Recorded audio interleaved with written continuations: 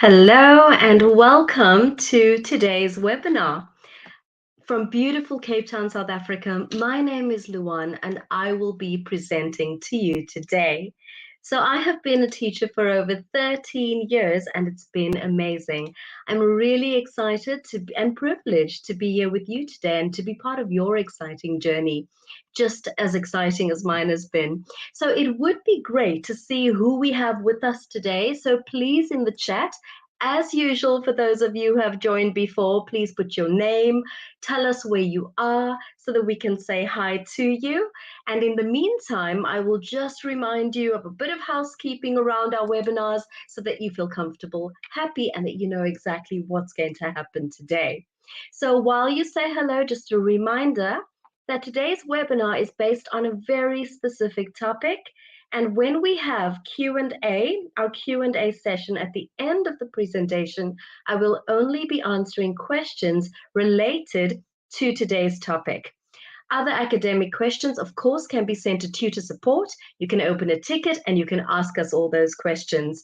Also remember that the Q&A is at the end of the presentation. So it's wise to hold on to your questions, maybe make a note of them. And when I do open up that session later on, that's when you pop your questions in the chat so that I don't miss them.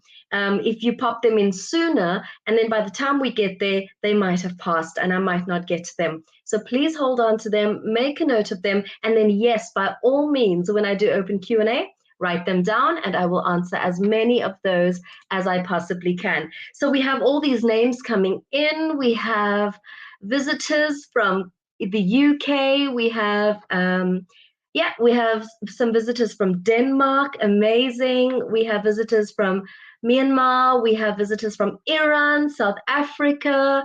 Amazing, amazing. More visitors from England, from Italy too, Arizona.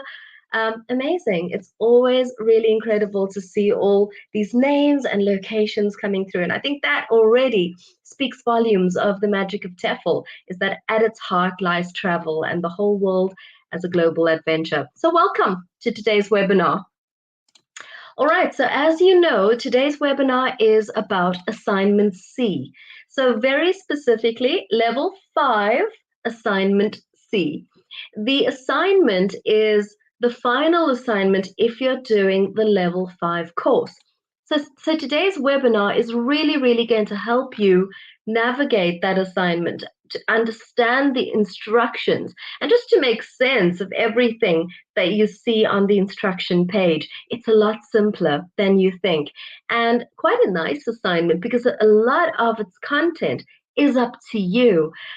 Yes, we dictate the type of tasks we want and the essays we want, but it leaves room for, and scope for so much of your input and so many of your ideas. So it is a rather exciting assignment to get started on. So why don't we get started, right? So the very first thing we're going to talk about is exactly what the assignment is made up of, right? So the first thing that you're going to be expected to do is an evaluation of a textbook, a course book.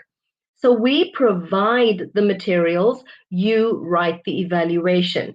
You write it in terms of very prescribed points that you're meant to include. And then, of course, you also give us your input, your feedback at the end of your essay. That's the first section of the assignment. The very next section of the assignment is where you have a bit of carte blanche when it comes to selecting material. Because here, in the second section, you need to select an authentic text or listening, and you need to create 3 follow-up activities for a group of advanced students. Then the third section is a second essay.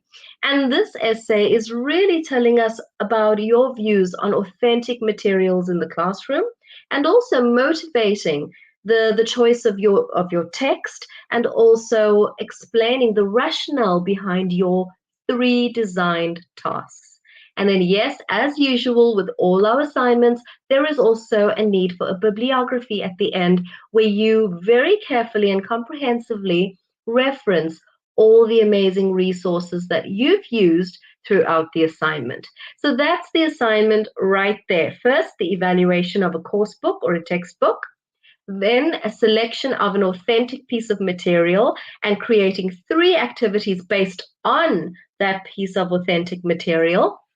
And then also a second essay motivating your choice of material, the rationale behind your tasks, and then finally, as mentioned, a bibliography. It's a good practice to get into referencing all those amazing resources, not only for legal purposes, but so that you've actually got a lovely list of everything that you've used in the past and what's worked well, so you can find those resources easily again. Right, so the first thing we're going to look at is the evaluation of the course book or the textbook, right? So we give you the chapter and the scope or index page, and this is all provided in your assignment notes. So we give you everything you're meant to base your evaluation on. You're not to go and research your own course book or find one online. We actually give you the materials. Of course, you can do some additional research to maybe find out the price of the book or find out something additional about the book. But everything you need to write the comprehensive evaluation is right there in the assignment notes. So as mentioned, we give you 1 unit or chapter out of this course book. We give you the scope, index, all this is on the instructions page. So you're to write an essay to evaluate the suitability for a class of advanced students. So the book is created for advanced students, but we want you to tell us whether you think it's appropriate. As a teacher, you might have to select a textbook in the future. So this is really good practice to get into, to really look at a unit, evaluate its suitability for your particular class. And then also to note that we give you a checklist for this evaluation, right? So the questions are listed, or the questions listed are guidelines for the evaluation. There is no perfect textbook. So a teacher needs to decide what would work best for the course aims, the group of students, and so on. So when you actually start your evaluation, find the checklist. It is in your coursework. If you can't find it, send us a ticket and we'll send it to you. But the checklist is what you need to use to base your evaluation on. So let's have a look at the checklist, right? So the first point that you need to maybe address is the material clearly structured and ordered in a logical sequence? Are the materials appropriately graded? Remember, graded, whenever we use that word in TEFL, it means, is the language appropriate for that particular level of class, right? Is there plenty of practice, recycling, or revision in the book? Is there a teacher's book with answers and extra resources? If you cannot find that in the materials we've given, maybe this is where you can do a little bit of extra online research. Does it provide exercises that students can do independently? And is the materials clearly presented? Are the materials interesting? Are they engaging? And are they very clear for students to use? So these are some of the points, and they continue. Is there a balance of the 4 skills and language areas like vocabulary or grammar and pronunciation? As a teacher, if you're about to teach this unit to a particular class, do you think that there is a good balance of the 4 skills? Are there listening exercises? Are there speaking exercises, writing exercises? The next point, is there an interesting range of different activities? Or will your students be a little bit bored? Are the listening and reading text interesting and authentic looking or sounding? Is the material culturally appropriate? Will students be able to afford the book? So again, if the price isn't given in the content that we've provided, you could maybe use this opportunity to explore online and find out what the price of the book is. Are there grammar reference pages, vocabulary lists provided in the book also? So when it comes to writing your evaluation, think of it as a review Yes, usually you write a review once you've read a book. So obviously we cannot provide you with the whole book. We can provide you with a unit, the index and scope page, and of course you can base your evaluation review on this information. And then at the end, yes, tell us whether you would in fact use this book with this allocated class. Do you think it's a good resource? Why or why not? And remember, your opinion is your opinion. There is no wrong answer when it comes to whether you would or you wouldn't use the resource. Some teachers would rave about it and love it. Others would think, maybe not for me, maybe not for my class. And others would say, yes, I would use it, but I would tweak a few things. All those answers are correct in my books. So I would say absolutely enjoy this experience, get used to it, because as a teacher looking for resources, these are the points that we've just gone through. These are the points that you would be looking for when trying to source material. Also, remember that these are lots, the points that we went through, lots and lots. So you're bound to forget them. You can rewatch this webinar, but also the list is in our content also. Right, so that has got to do with the first section of the Level 5 Assignment C. And that's the checklist for the evaluation of the course book or textbook sample. Right, so the very next section that we move on to is section 2 of the assignment, and that is selecting an authentic material, right? So when we choose material for our class, we don't always stay course book bound. We don't always stay textbook bound. Sometimes we explore and sometimes we find something authentic out there for them, right? So this assignment is based on your ability to do so, to find authentic material that would suit your class. So the second section, selecting an authentic text, we say text in the webinar, but remember, you're also able to source a piece of listening material for them, right? And I think that what we need to remember is what exactly is authentic text, right? So an authentic text or an authentic listening is something, please make notes if you're unsure of this, but it is a piece of material that has not been created for English learning purposes. So you're not going to find this material in a course book. You're not going to find this material on English learning sites or very educational sites. The aim of this material is not to educate English learners. This is material you and I will pick up and read. Something online, something in a book, something in a magazine, a newspaper article, something realistically created for you and I to read, not for English learning purposes. Right. So we're going to first look at the class that you are meant to find this material for. So the class is a group of advanced students. Now remember, advanced has only got to do with their language level.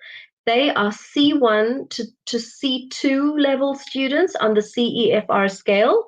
And that means that they are almost proficient, not quite, but almost. They can have a very fluent and rich vocabulary vocabulary conversation with you and I. These students are strong. Then let's look at nationality. They're a mixed nationality group. So this is the kind of scene that you would encounter if you're teaching English in a country where people from other countries have traveled to learn English. So for example, if I am teaching English right here in Cape Town, South Africa, I will very well have a mixed nationality class. It's a lot of fun. It's very interesting. But hey, when you're choosing authentic material for a group like this, yes, you really need to pay attention to who is in your class, right? So let's continue. A mixed nationality, general English class of about 15, remember the level, advanced students. So these are adults and they're high-level students. We've specified here 9 women, 6 men, aged 20 to 40 years. And they are living and studying in an English-speaking country. So hey, my class. Your text must be appropriate for all students in the group. So remember, no topics that include themes of racism or race, sexism, violence, etc.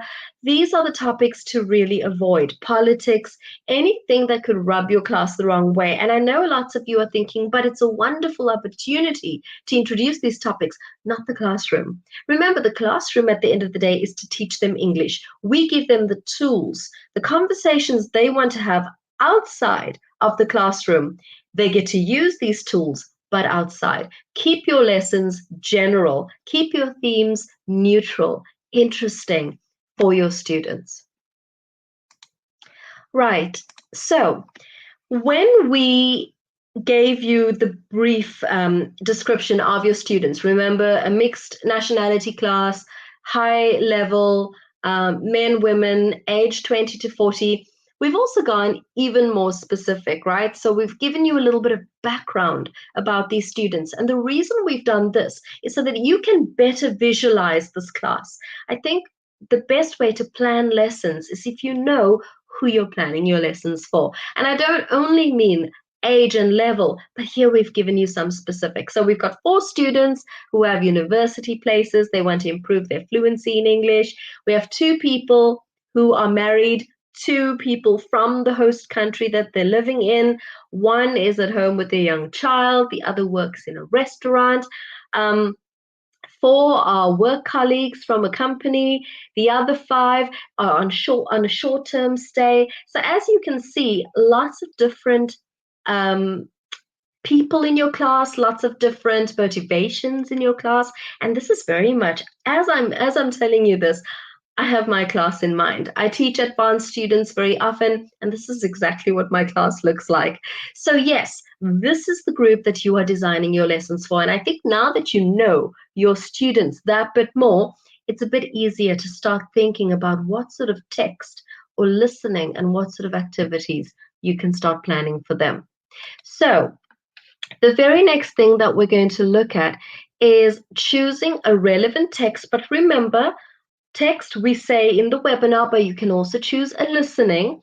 And we briefly looked at what authentic materials were earlier on, but we're going to revisit that because very often when we mark these assignments, unfortunately, students submit materials, beautiful materials that they have found, yes, but on English learning sites. And that is not what authentic materials involve. So authentic materials are materials that mother tongue speakers would use in their everyday real world context. Authentic materials are not created for teaching the language and really gives students the opportunity to immerse themselves in the language. So think about your newspaper articles, your online blogs, your brochure content, your magazine articles, your TED Talk videos, your those travel vlog videos. So this is what authentic material entails. The minute we see that it's been taken off an English learning site or that it's a video specifically created for English learners, unfortunately, we're going to have to send your assignment back to you and ask you, please start your search again. We even give you a few ideas. We give you a few good websites to start with, but you do need to submit something authentic. Right. So let's dig a little deeper. What is the difference between authentic materials and EFL materials, so teaching materials? So non-authentic material, anything that has been designed specifically for the process of teaching English. So things you'll find in course books, material you'll find on those lovely English learning sites, material you'll find on English, in English, specific course books, textbooks, English aids. Those are the kinds of materials that we don't want because they're not authentic. So non-authentic materials, worksheets, textbooks, language learning websites, interactive apps, unfortunately, will not be regarded as past material. So remember, you've got to create everything to supplement this authentic material. But at the end of the day, consult those news sites, magazines. That's where you're going to find the authentic material. Right. So once you have found your authentic material, so let's pretend you found a really good news article on the environment.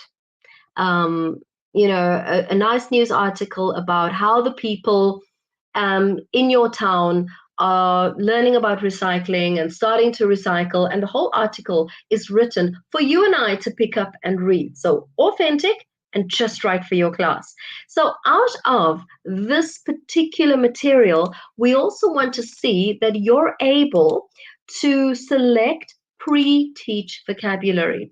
Now remember, before we give our students an article to read, before we give our students a video to listen to, before we give our students a magazine story to read, we pre-teach difficult words out of that material so that when they read it later on, they just get to enjoy reading it and they don't get stuck on all the words that they may not know.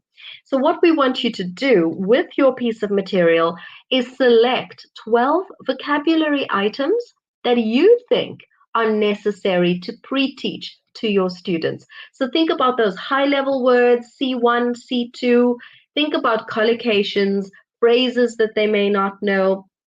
And these are the words that you will either highlight in a different color or you will type them below the text. Because remember, we need that text fully typed out, or if it's a listening, we need the script of that. And then below, you can put your 12 words so that we know, these are the words that this teacher has felt is difficult and would most likely pre-teach before the students read the text. Right, so now you've pre-taught the vocabulary, that's done and dusted, hypothetically. Your students have read the text, they've enjoyed it. Now, the 3 activities come into play. We want you to design 3 activities to further exploit your piece of material, to further extend its topic, to further play with the language in your piece of material.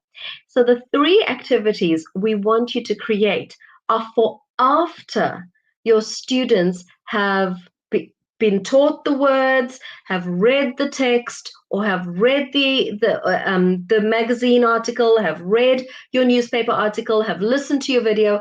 So after they have had exposure to your material and learnt the 12 words, now we've asked you to design 3 follow-on activities to further play with that text, right? So the first activity we've asked you to design is a dictionary skills task. The second activity is an online activity or an activity that exercises their online skills. The third activity is a follow-on task that you've decided on yourself. The activities should be challenging and engaging. And please remember, to create these activities, we are asking you not to use AI. We're asking you not to use artificial intelligence and that the work is 100% your own. There are models of AI assignments that we know are available and they're obvious. So we're asking you for your work because at the end of the day, that's what we appreciate and that's what we're going to mark to the best of our ability. So just to go over those things, we need a dictionary task, an online activity, and a third follow-on task. These activities need to be engaging, interesting for your adult C1, C2 learners, and remember, no AI. All right, so we're going to revisit those 3 activities a little bit later on, but just to go over a few of the structural components here. In each of the activities, we ask you for a set of teacher instructions. And this is something that we often have to send assignments back for. The teacher instructions that we ask for on our template are not what the teacher has to do, or not what the students have to do. It's not what the teacher will be saying. It's a list of instructions instructing the teacher. So remember, you are creating these activities, yes, for yourself, but also for other teachers should they wish to use them. So you need to include a set of teacher instructions that would help another teacher use your activity. They would know exactly what to do. Example, divide your class into pairs or small groups. Give half the groups handout A, give the other half handout B. Make sure they have an internet connection. Give them access to the websites. So see, these are instructions that a teacher will read and that a teacher will follow in order to set up and monitor the task. So teacher instructions are for the teacher, not what they have to say and not what the students have to do, but for the teacher. I can't stress this enough because it is not a pleasant experience to have to send a whole assignment back because the teacher instructions have not been filled in correctly. But these are important because, as mentioned, you are creating these tasks not only for yourself, but potentially for another teacher to do with their class. Right, so the first one we're going to look at, remember I said now you've found your piece of material, maybe it's an article on the environment, you have highlighted the 12 words that you think would be necessary to pre-teach, and now you're going to create 3 follow-on activities, pretending that your students have now learnt the words, read the text, or watched your video. These are extension activities just to further explore the piece of material. And the first one is a dictionary skills task. Something important is in the title of this task. In other words, the activity must include the use of a dictionary. Your students see the dictionary as a really valuable academic tool. So you are going to design an activity that allows them to use the dictionary. And now you're thinking, really, something so simple? Well, for us, the dictionary might be simple, but for learners of English, the dictionary is a fascinating tool with all this amazing information. So why not get them to explore some additional words from your authentic material through the use of a dictionary? So remember, you can use either your pre-teach words, but maybe you want to explore some of the other additional words from your authentic text. Have them look for various aspects of vocabulary, not just the meaning. Think about form, think about pronunciation, think about synonyms and antonyms and collocations and all sorts of interesting things, because guess what? All this is available in the dictionary. So a dictionary activity should not just be look for the word. That's not enough. Challenge them a little. These are advanced adults, after all. Also, remember earlier we spoke about teacher instructions. Yes, those are important, but also you need to include clear instructions for your students. They need to know what to do also. So if you design a worksheet, if you design flashcards or mind map templates, whatever you design for your students, they need to just be able to look at it and know exactly what to do. It needs to be that clear. And I always say, use this as a point of to gauge whether your material is clear. Think about a student who has not made it to class for whatever reason, and they receive the worksheet or from a mate or a friend after class, right? You're not there to explain things. You're not there to clarify anything. So that piece of work, that worksheet, or that activity that they're meant to do really needs to be that crystal clear. So make sure that your dictionary task includes more than just looking for the word, challenges them a little bit, uses words from your text or from your video or just related to the topic even. But I would say preferably words that they've already had exposure to somewhere in the text, but now they're exploring them further through the use of a dictionary. Right, so that's dictionary task, the very first activity we're asking you to design. So the next one is the online task. So this is probably one of my favorite tasks to mark because students get really, really creative here. So remember that the online task cannot be just another reading or listening task, because remember, hypothetically, they've already read your material, answer the comprehension test on your material, link your pre-teach words. So your online task really should be something outside the box, no longer to further test comprehension of any kind. So think about having them research the topic of your text or of your video. Provide set websites or a few suggested websites for them to start with. This is important because if you give students just undirected, carte blanche, just go and use the internet, they might end up on websites that you really don't want them to end up on. So the idea is to suggest a few sites related to the topic where you know they'll be able to find valuable and relevant information. So remember to include at least 3 websites and include these on the worksheet itself.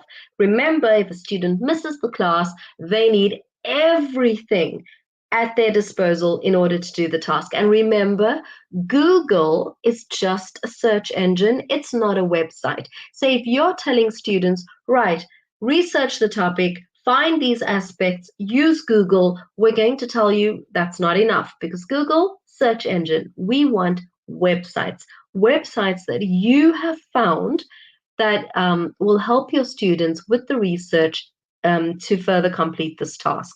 Also remember, you're going to have to reference these websites. So do take note of that because we're going to need those references in the bibliography at the end. Right, so we're not done with the online task yet. So here's an example, right? So if the topic of your text is travel, you could ask students to plan a trip together.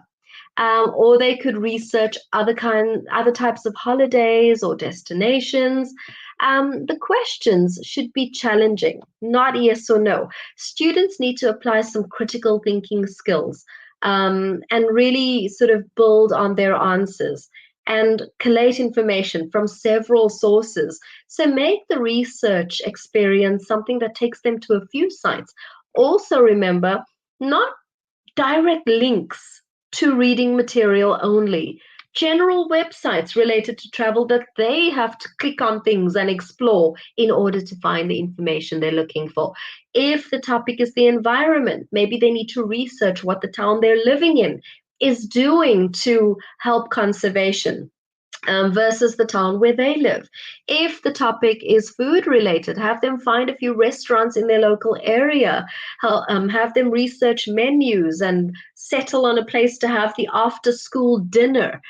I don't know, there are so many amazing opportunities for research and exploration here. So I think that you really, really need to enjoy this activity. But remember that the research needs to be valuable for them.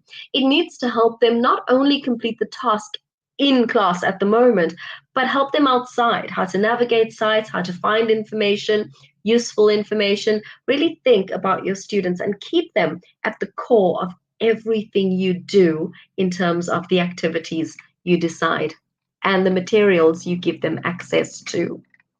All right, and then the next activity that we're going to be looking at is the follow-on activity.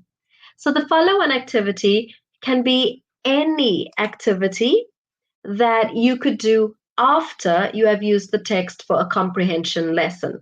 So think about communicative tasks like a role play task, that's speaking, a debate, a discussion. There is a short section in Unit 5 on follow-on activities, but we'd like you to really focus on communicative tasks where students can apply critical thinking and improve fluency.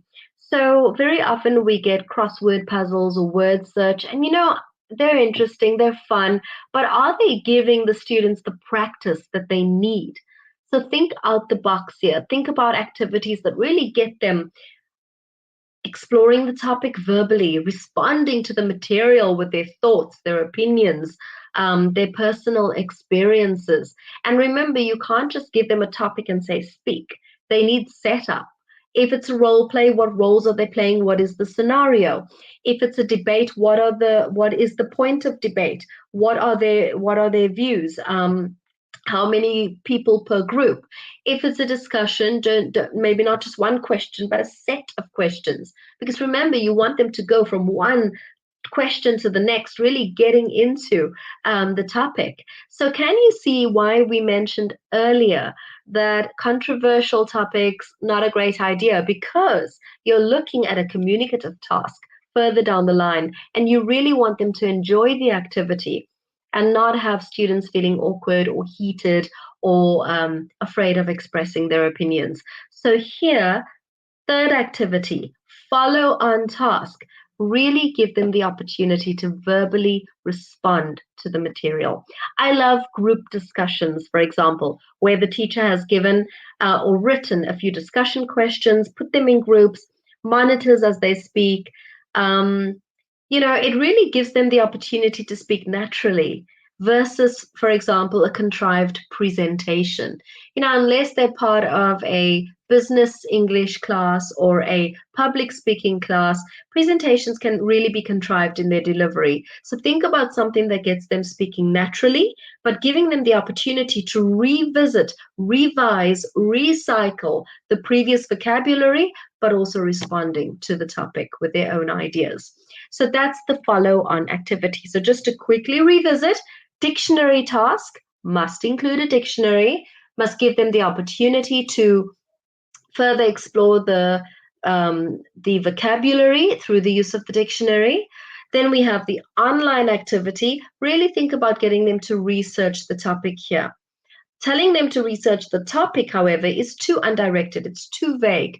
You've got to give them prompts. You've got to give them direction. You've got to give them structure. Even advanced students need that kind of structure. And then the third activity, the follow-on task. Yes, you have the freedom to choose what kind of activity you want to include here.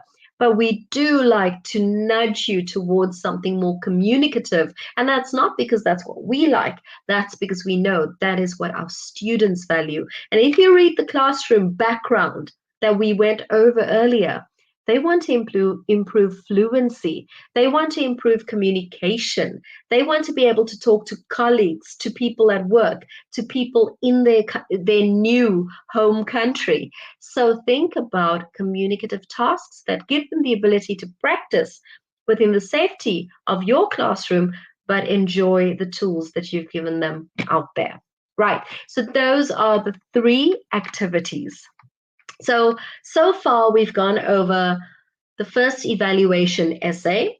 We've looked at the fact that you've got to find an authentic material online or in a resource for your class. It's got to be authentic and not created for English learning. You've got to highlight 12 items of vocabulary that you think would be necessary to pre-teach from that material.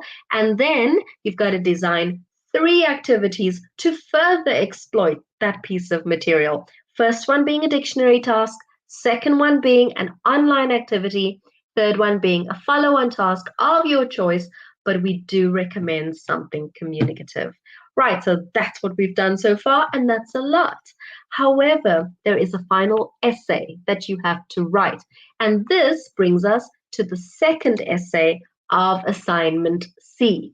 Right, so the second essay, let me get that slide up for you, is all about your experience with authentic materials and the design of your 3 tasks. So after creating the tasks, you must now write this essay. So my advice is do it in exactly that order. Write this after you have selected your piece of material, after you've highlighted your 12 items, after you've designed your 3 activities. Now write this one. Think of it as a reflection almost. Right, so you're going to write this essay. We do specify word limit requirements. Also with your authentic materials, don't worry, you'll have guidelines on that. But this essay really needs to motivate your choice of text, why you've chosen the vocabulary, the group of vocabulary items. It needs to tell us a little bit about why you chose the tasks that you chose. Now, we don't just give you all these ideas and say, right, we've actually given you the total word count And we've given you the 4 paragraphs that you've got to use as a guide for the information we want. And I would say stick to those. Write them underneath those headings so that you actually know exactly what question you're answering and your work is clear. Do not use bullet points for this essay, not for any part of the essay. Write in full sentences, paragraph style, and follow the 4 headings, right? And then please, when you're done, proofread your essay to make sure that your work is as accurate as possible. Because remember, because of the nature of our course, because it's an English teaching course, our assignments are marked not only for understanding and application of TEFL concepts, but also for accuracy. You really do need to make sure that your work is accurate. And this applies not only to this essay, but the activities you designed earlier and the first essay that you're also meant to write. All right. And then that brings us to the very last section, which is the bibliography. So remember, the bibliography must include comprehensive references. So we've included in the stack of notes that we give you on the assignment page, we've also included a referencing file. I know there's a lot to look through in all those downloadable notes, but look again, you'll find a file called referencing. And in the referencing file, we've given you the formats to use when referencing any kind of material. We've given you the format to use for videos, the formats for text, the formats for books, pictures, anything. It's all there, and we've told you exactly how to reference. If you can't find it, don't stress. Send us a ticket, and we'll send you the referencing guide. So please remember to reference your text, to reference your sites that you use to supplement those activities, to reference any course units used in your assignment, and any other additional material that you use to help you build your assignments, your essays, anything. Put the references down. This is important. And remember, your work must be your own. If it's sourced online, you must reference it. It cannot be from other assignments. It cannot be from a friend's assignment. It cannot be AI generated. It must be your own. If you need help, remember you can contact tutor support, where we will send you extra notes, extra assistance, answer questions. And remember, while we cannot preview or pre-approve any of your work, we can definitely answer your questions. Unfortunately, you cannot send us a text and say, can I submit this text? Can I use this text? Or this is my activity. Can you tell me if it's okay? We won't be able to do that because of our 3-attempt policy, but we can certainly put you on the right track. So please ask questions. We are happy to assist you. All right, so that there is the assignment, right? And we are definitely going to be looking at a few of your questions now. I'm sure you have questions. So as we start on Q&A, please right now start typing in your questions. Remember that, yes, of course, you can ask us for help on tutor support, but I'm here right now and I mark the assignment. I'm one of the markers of assignment C. So I know exactly what we're looking for in those assignments. So please ask me now. Make use of me right here, right now, and put your questions in the chat function, and I'll get to as many of them as possible. Right, so we're going to be looking at Q&A in a second. But also remember that if you miss anything, you can absolutely rewatch this webinar or ask us on tutor support. Right, so I think a few questions have already come in. I see some of you chatting among yourselves. That's amazing. It's lovely to make connections. Let's see where the questions have started though. Not for me. Anyone started with assignment C or cell B? Not a question for me. I'm looking out for question marks here, people. All right, so I've got a very good question here by Grace. And Grace has said, this is my very first day. Well, welcome, Grace. Is it appropriate for me to start with assignment C? So, Grace, I will be answering your questions, but if you have received some help on the chat, that's great. I'll be happy to clarify and just to make sure that you've got the right info. So, our assignments are released at different points in the course, right? So assignment A after unit 5, assignment B after unit 7, and assignment C comes after unit 10. Unfortunately, you won't be able to submit assignment C until you have completed and passed A. Once you have completed and passed assignment A, you have access to assignment B, and once you have completed and passed assignment B, you'll have access to assignment C and then yes, once you've completed and passed assignment C, well, then you're done with the course. All right, so great question.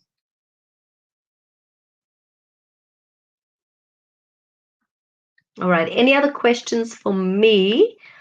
That would be great. Okay, we have a question from Mark. Hi, Mark. Do we need to take into account the gender mix in the class? Can it have bearing on our authentic text selection or activities we design? I don't want to overlook the importance of gender. So, Mark, I think that's a really valid question. I think that's why we really stress on keeping your text, your themes quite neutral. That's why I said topics like travel, food, the environment, that sort of thing. Those are useful topics to introduce into the classroom, but also they don't really step on anyone's toes. So I would say if you really just wanted to give everybody a well-rounded experience, access to good information, access to great discussion topics, maybe stick to something a little bit more neutral like that. I think then you'll be absolutely fine. So remember, these assignments are new for lots of people, but teachers like us, we've experienced these in our actual classrooms. And I will say that those neutral topics, those neutral, user-friendly themes, they're the way to go in the classroom. All right, so another question here. What is the standard dictionary that can be used? So Grace, we don't really specify what dictionary to use, but I will say, I know that lots of you like to use online dictionaries, and I think they're great. I use them every single day, but also give your students practice with actual physical dictionaries, because remember, we're not all going to teach at schools where students have access to online resources. They're not all going to be able to whip out a device and open up an online dictionary. You might have a whiteboard and pen as your equipment, as your resources. So I would say absolutely give them access to actual dictionaries so that they're able to use those. Those who do not have internet or Wi-Fi at home, maybe they've got that at school, but not at home. So to give them exercise with your good old Cambridge or Oxford dictionaries is a really, really good practice. I use those in my classes every day, even when we have all the fancy online resources available, we still use good old-fashioned dictionaries because I don't know what the situations are at home. All right, so another great question from Lily Rose. Do our activities have to be planned for actual or online? Right, so it's a face-to-face class, Lily Rose. You're talking to people like face-to-face, you're standing in front of them. But the online activity, again, it's where they get to practice with online resources. So it can be a hard copy worksheet, but they've got access to online resources like websites and online prompts. If you want to design something interactive online for them, that's great. You can do that too, but we're going to need screenshots of your actual activity because your markers will not maybe be able to access any links that you send. So I would say just create it for an online class, a face-to-face class, but make sure that students get lots of online practice in your activity.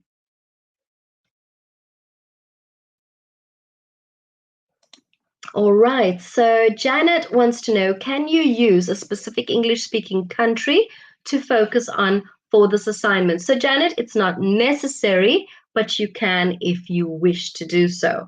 I tend to, yeah, when we mark the assignment, we don't look at that because remember, you're creating the lesson for a multi-national, multi-background, multi-everything, a cultural class. So it's not really that much of a point to consider. But if you feel that it gives you a bit of guidance, a bit of structure when putting your assignment together, go for it. No harm done.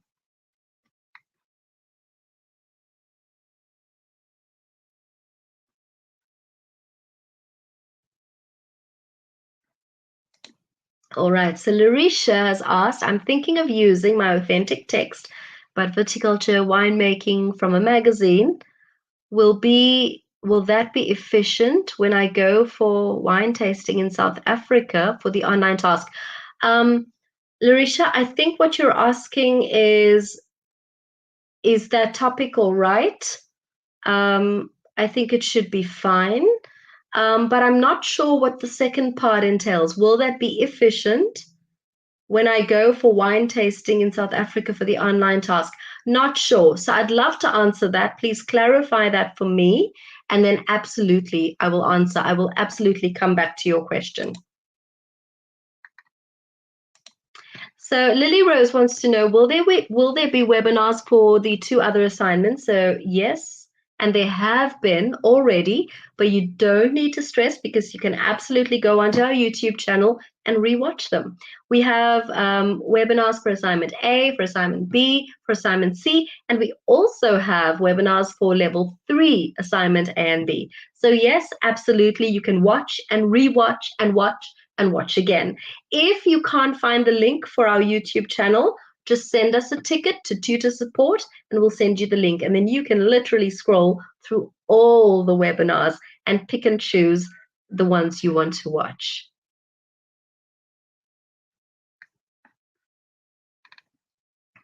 Right. So Mark says, I asked my previous question because I was wondering whether there was a reason we were given the gender mix. I think the reason, Mark, is really to push that the materials have got to be neutral. The materials have got to be non-offensive, neutral, user-friendly for just about everyone. And I think that's why the gender mix was given in the first place. The different cultures, the different backgrounds, all that information was given so that to really hit home that the topic you choose, the materials you choose, yeah, that they've got to be absolutely neutral and just packed with good English for your students to enjoy. All right, so I think it's Sayadil wants to know what is the highest grade you can get and how. So for the assignments, you can either get a pass, a merit, or a distinction. So please go onto our site where we explain how assignments are graded. And yes, of course, I think you've just got to think about it. If you hit all the marks and the assignment and your piece of material is just about perfect, your tasks will really materialize well in a class, then yes, a distinction would be possible. But that would mean that every single part of the assignment has got to be near classroom ready. A merit is an exceptionally high grade on our course. It's not that common to get a merit, but our students do get merits when, for example, most of the assignment ticks the boxes, and a pass is when all the basic grading criteria has been met. But you will be able to find a bit more information about how assignments get graded once you get to those various assignments. Right, and then a very important question. So Pernil wants to know, assignment C should be submitted at least 14 days before the end of the course. Have I understood that correctly? Yes, you have. So remember that assignments can only be submitted and graded one at a time. Each assignment takes around 5 working days to get graded, sometimes quicker, sometimes a day or two longer if we're exceptionally busy, but we aim for 5 working days max. So you've got to factor that in when you're planning your work. Also, what students have got to remember is that there is the possibility that you might have to resubmit. So that would then take a little bit of time on your part to correct the assignment, and then another day or two for the marker to mark your resubmitted assignment. But yes, your final assignment must be submitted at least 2 weeks or 14 days before your course ends. The reason for this is that we need to factor in marking time and also the possibility that you'd maybe have to resubmit. We don't want your course to freeze or expire mid-marking. So we will always try to stick to our time frame, but the one time frame we do ask from you is, like we've pointed out here, that your final assignment has got to be submitted at least 14 days before your course ends. Thanks for asking. Really great question. Right, so can you create your very own materials? How can we reference it? Okay, so Taz, what I think I need to first clarify is that you cannot create your own authentic material.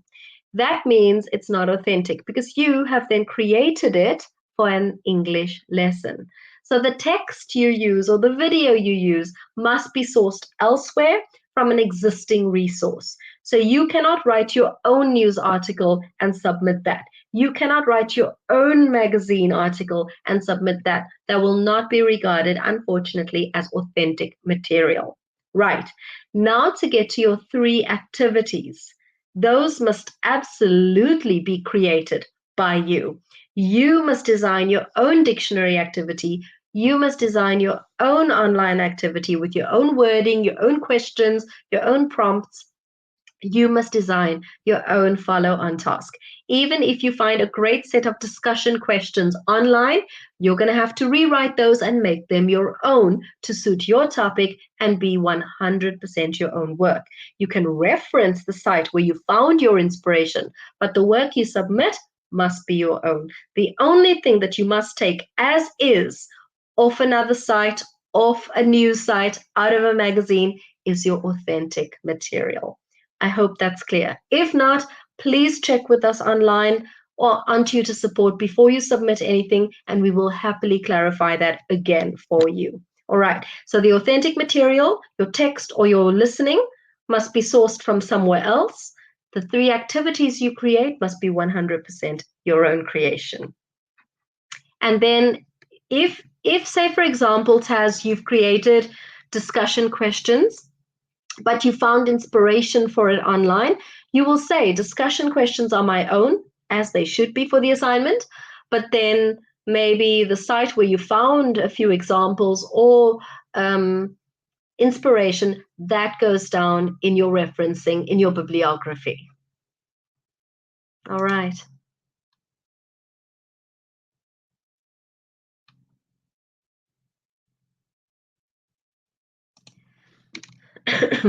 So we've got a question. The 500 to 700 words, will it be mandatory for assignment C? I found a very nice text with only 440 words. So we have a 10% leeway on either side. So it can be 10% under 500, it can be 10% over 700. So work with something like that because that's definitely one of the assignment requirements. All right. So Mark has said one of the slides in the webinar says after pre-teaching. So, but the actual assignment, yes. So what we mean is, Mark, design the tasks for after students have already learnt the words. So no, you're not meant to pre-teach the words. Absolutely not. Just to clarify that, I'm glad you asked. You're not meant to pre-teach the words. You're not even meant to include how you would pre-teach, none of that. Just highlight the 12 words or list them under, and then prepare the tasks for after. What we're trying to say is, once the class have learnt the words, that's all done and dusted. Now you start designing the 3 activities. So great question. Do not pre-teach the words. We don't want to see you doing that. You've already shown us how you would do that in assignment A. So enough of that already. Absolutely great question. Just design your tasks hypothetically for after your students have been pre-taught the 12 words and have read your text. All right, is that clear? All right, so there are more questions. I wish we had more time, but remember that you can rewatch this webinar. And those of you who have still, if you've got further questions to ask, you can absolutely send them to tutor support, where we will, of course, assist you as quickly as possible. And then, yes, you'll also have access to all our previous videos.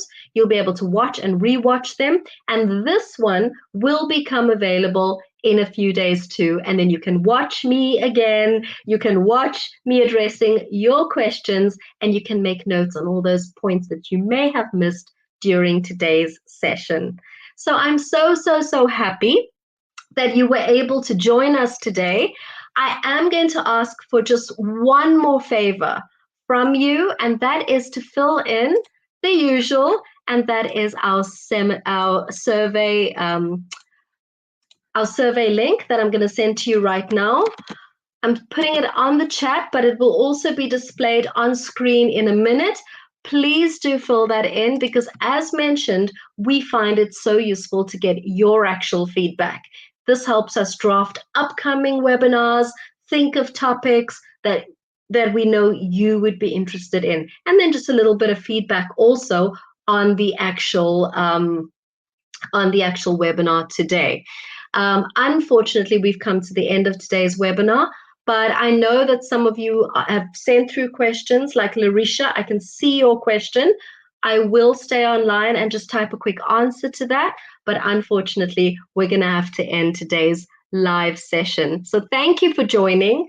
Do join next time, same place, and enjoy the rest of your weekend. Bye, everyone.